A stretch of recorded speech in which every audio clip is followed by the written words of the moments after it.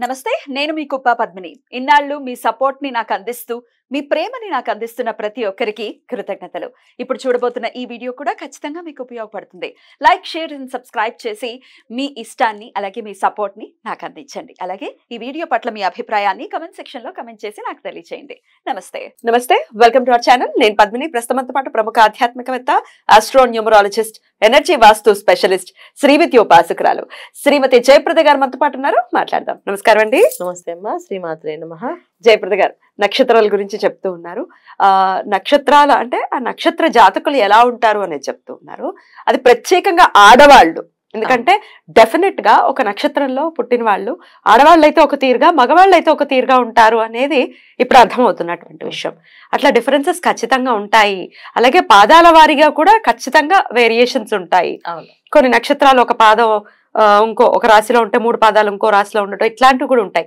ఇవి కూడా ఇంపాక్ట్ చూపిస్తాయి అనేది చాలా వివరంగా చెప్తూ ఉన్నారు సో యా ఎందుకంటే ఇవాళ రోజున మనకు తెలుసుకోవడం అనేది ఒక అవసరం ఉంది అందుకే నక్షత్రం అనగానే ఈ నక్షత్రం వాళ్ళని వివాహం చేసుకోకూడదు ఈ నక్షత్రం వాళ్ళు చేసుకోవాలి అని అపోహలు ఉన్నాయి కదా ఈ అపోహలకి మనం కాదు ఇవి ఈ నక్షత్రం వాళ్ళ లక్షణాలు ఎలా ఉంటాయి కనుక ఆలోచించి చేసుకోవచ్చు ఇప్పుడు కొంతమంది వాళ్ళకి అమ్మాయి కొంచెం స్పీడ్గా ఉండాలి ఉద్యోగం చేయాలి బయట ఇంట్లో పని చూసుకోవాలనుకునే వాళ్ళకి ఆ నక్షత్రాలు చూసుకుంటే సరిపోతుంది కదా కొంతమందికి ఇంట్లోనే ఉండాలి బయటికి వెళ్ళకూడదు అలా నక్షత్రాలు చేసుకుంటే చక్కగా వాళ్ళ ఇంట్లోనే ఉంటారు వాళ్ళు గొడవలు ఉండవు కదా ఈ దానికోసం ఇప్పుడున్న సిచ్యువేషన్స్ కోసం మనం ఇది అనాలిసిస్ చేయాల్సి వచ్చింది అంటే ఇది నాకు చాలా ఇంట్రెస్ట్ అనమాట డెఫినెట్లీ ఇష్టం మీద ఆడవాళ్ళని మగవాళ్ళని కలిపి ఒకటే మాట మీద ఒక నక్షత్రం ఇలా ఉంటారు అని వేసేస్తే అదొక అభాండం కింద పడింది కదా అని చెప్పి రీసెర్చ్ చేస్తూ ఉన్నారు కదా రీసెర్చ్ చేయాలి ఎన్నేళ్ల నుంచి రీసెర్చ్ చేస్తూ ఉన్నారు దాదాపు 20 ఏళ్ళు అవుతుంది 20 years అప్పటి నుంచి నేను ఇది చేస్తూనే ఉన్నా వచ్చేటటువంటి జాతకాలని ఖచ్చితంగా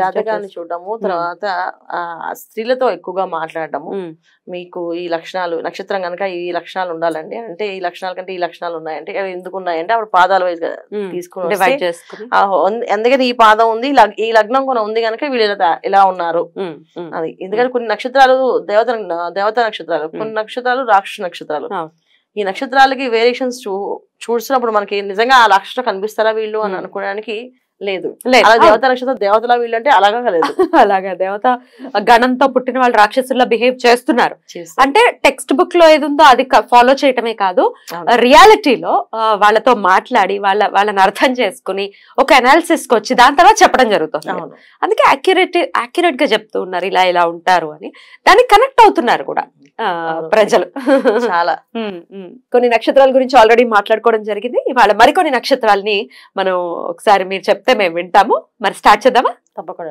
మరి ఆశ్లేష నక్షత్రం కొన్ని నక్షత్రాలకి కొన్ని అపవాదులు ఉన్నాయి ఆశ్లేష అంటేనే గజ గజ గజ వణుకుతారు అందులో అమ్మాయిలు ఆశ్లేష నక్షత్రం అంటే అసలు ఎలా ఉంటారండి తప్పకుండా ఆశ్లేష అమ్మాయిలు చక్కగా వాళ్ళ ఆలోచన విధానం చాలా పదునుగా ఉంటుంది షార్ప్ అనేది చేయగలుగుతారు కేపబిలిటీస్ అనేది వాళ్ళకి వాళ్ళ లగ్నాన్ని బట్టి ఉంటుంది కొంతమందికి అసలు ఏం మైండ్ పనిచేయదు యాక్టివ్గా ఉండరు చాలా సైలెంట్గా ఉంటారు వాళ్ళు అనుకున్న పనులు ఏవో వాళ్ళు చేసుకుంటూ ఉంటారు తప్ప ఎదుటి వాళ్ళ దగ్గర ఎక్కువ ఎక్స్ప్రెస్ అవ్వరు ఇది కొన్ని లగ్నాలకి అలా కనెక్ట్ అయి ఉన్న జాతకం అన్నమాట కానీ మిగతా వాళ్ళైతే చాలా బ్రెయినీస్ బాగా వాడతారు బుర్రని అసలు వాళ్ళకున్న అంత ఫాస్ట్గా అంటే మార్చే విషయాన్ని అంటే వీళ్ళని ఏ విధంగా చెప్పచ్చు అంటే ఒక వ్యాపారం మీద ఒక ప్లాన్ చెప్పామంటే దానికి ఫస్టే వీళ్ళు ఒక లాభ నష్టాలు వేసేస్తారు ఇది చేస్తే లాభం వస్తుంది ఈ వ్యాపారంలో ఇది చేస్తే నష్టం వస్తుంది అనే అంత ఎనాలిసిస్ చేయడం కేపబిలిటీ వీళ్ళకుంటుంది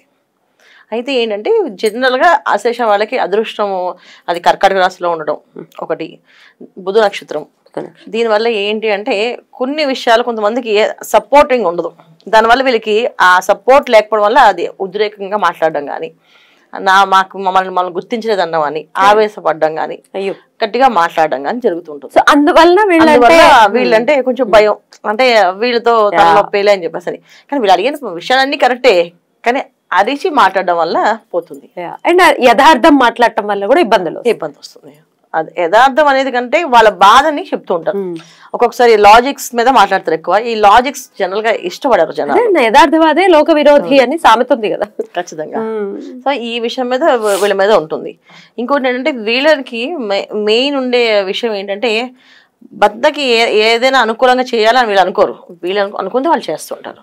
అందువల్ల కూడా ఎక్కువ మంది ఇష్టపడరు. అంటే ఇప్పుడు ఇలా మా ఇంట్లో ఇలా పద్ధతులు ఉంటాయి, ఇలాగే చేయాలంటే ఎందుకు ఉండాలి? ఒక ఆడవాళ్ళకి ఉండే స్వేచ్ఛ ఏదైతే ఉందో ఆ స్వేచ్ఛ మేము వాడుకుంటాం. దాని ప్రకారం ఆచారాలు 3 ఆచారాలు నమ్మాలి అని రూల్ ఏంటి అని చెప్పేసి అనే మాటలు మాట్లాడతారు. అందువల్ల కూడా చాలా మంది ఈ ఆశ్లేష వాళ్ళని వద్దులే అని చెప్పేసి అంటారు. ఇది 3 ఆచారం కాదు, సాంప్రదాయం అనేది చిన్నప్పటి నుంచి అలవాటు చేస్తే వాళ్ళు అలాగే పెరుగుతారు. ఇప్పుడు ఆశ్లేష అమ్మాయిలు ఒక వేదం కుటుంబంలో పుట్టారనుకోండి, మొత్తం అన్ని సంగీతము, దాని తగ్గ మడి ఆచారము, వంట వార్పు వడ్డన ఇవన్నీ నేర్చుకుంటారు ఖచ్చితంగా. కాకపోతే ఏంటి పెరిగే వాతావరణం బట్టి వీళ్ళు మలుచుకుంటుంటారు సిచ్యువేషన్స్ని. ఒక్కసారి మారమంటే మారలు. ఆ ఒక్కసారి మార్పు అనేది వీళ్ళ దగ్గర రాదు. వాళ్ళు అనుకున్నప్పుడు నచ్చితే వాళ్ళు చేస్తారు తప్ప మనం చెప్పేంత వెంటనే మారరు. ఇది వీళ్ళు. తర్వాత ఇంకోటి ఏంటంటే మనుషులతో కలవడం అనేది పెద్దగా వాళ్ళకి ఏమి ఇష్టం ఉండదు. ఆటోమేటిక్గా మనుషులు అట్రాక్ట్ అవుతుంటారు వీళ్ళకి. వీళ్ళతో మాట్లాడాలనుకుంటారు, వీళ్ళతో చెప్పాలనుకుంటారు, ఏ విషయమైనా ఓపెన్గా చెప్తూ ఉంటారు. పర్సనల్ విషయాలు కూడా వీళ్ళకి చెప్పేస్తూ ఉంటారు. కానీ వీళ్ళే అంటే వినాలి, వాళ్ళ విషయాలు విని మనం మాట్లాడి అదేదైనా వాళ్ళకి సలహా ఇద్దాం అనుకోరు. కానీ పరిపూర్ణంగా వీళ్ళని అడిగితే మాత్రం వాళ్ళు ఐడియా ఇస్తారు. అది మొహమాటం ఏం లేదు, అది ఎవరికి సపోర్టింగ్గా ఉండదు అనమాట. వాళ్ళకి నచ్చింది వాళ్ళు చెప్తారు ఆన్సర్. ఆ ఆన్సర్సే చాలా వరకు కొంతమంది గొడవలు వచ్చే అవకాశము, ఈ అమ్మాయి వల్లే మాకు గొడవలు స్టార్ట్ అయ్యాను అనుకోవడము, వీళ్ళని బలి చేయడము, వీళ్ళు బలిపసులుగా మారడం పాపం, ఇవి జరుగుతుంటాయి. ఇంతకు మించి ఆశ్లేష నక్షత్రం గురించి మనం అంత బ్యాడ్ గా చెప్పుకోవడానికి ఏమీ లేదు. It's beautiful definitely. ఎందుకంటే ఓపెన్ మైండెడ్ గా ఉండే వాళ్ళతోనే బెటర్ అండి యాక్చువల్ కదా. లోపల కుళ్ళు పెట్టేసుకుని నటించే వాళ్ళు అమ్మ బాబా డేంజర్. ఆశ్లేష సూపర్ అని చెప్పుకోవచ్చు. అయినప్పటికీ వీళ్ళు చేసుకోవాల్సినటువంటి పరిహారాలు ఏమైనా ఉన్నాయి? ఖచ్చితంగా. ఎందుకంటే వివాహం చాలా మందికి ఆలస్యంగా ఉంటుంది, కొంతమంది వివాహం చేసుకోవాలని ఇంట్రెస్ట్ ఉండదు. సరే వీళ్ళు ఏంటంటే ఆశ్లేష అనగానే ఒక సర్పం కదా, పెద్ద సర్పం అది అని అంటారు. అందుకని ఏంటంటే మెయిన్ వీళ్ళకి గైనికి సంబంధించిన ఇబ్బందులు ఉంటాయి. ఎప్పుడైనా సరే వీళ్ళకి శాకాహారం తీసుకోవడం ఎక్కువ శాతం అంటే వీళ్ళకి శాకాహారం అనేది ఇష్టం ఉండదు. చాలా మంది మామూలుగా వెజిటేరియన్స్ కూడా మసాలా ఫుడ్స్ ఇష్టపడుతుంటారు. వాటికి దూరంగా ఉండాలి. వాటికి దూరంగా ఉండడం వల్ల వీళ్ళకి వచ్చే హార్మోన్స్ ఇన్బ్యాలెన్స్ కానీ, థైరాయిడ్ ప్రాబ్లమ్స్ కానీ ఇవి రాకుండా ఆగుతాయి. లేకపోతే దీనివల్ల బాధపడుతుంటారు. సో వీళ్ళు చేసుకోవాల్సిన వ్రతం ఏదైనా ఉంది అంటే బుధవారం రోజున పొద్దున్న లేవగానే మౌనంగా 1.5 hours వాళ్ళకి నచ్చిన దేవుని శ్లోకం చేయాలి, స్మరించుకోవాలి. లేదు మాకు ఎవరు లేరండి, అలా ఇప్పుడు వచ్చిన అనుకోలేదు, అలా ఐడియా లేదు అని అంటే చక్కగా విష్ణు సహస్రనామం వినడం. ఎందుకు డెఫినెట్ గా మార్పు రావాలి. అందుకని మిమ్మల్ని అడగడం జరుగుతుంది, చక్కటి అనాలిసిస్ చేసి చెప్తున్నారు కాబట్టి. బ్యూటిఫుల్ అండి, థ్యాంక్ యూ సో మచ్. ఇక నెక్స్ట్ వీడియోలో మఖా నక్షత్రం గురించి తెలుసుకుందాం. థ్యాంక్ యూ అండి. నమస్తే. శ్రీమాత్రే నమః.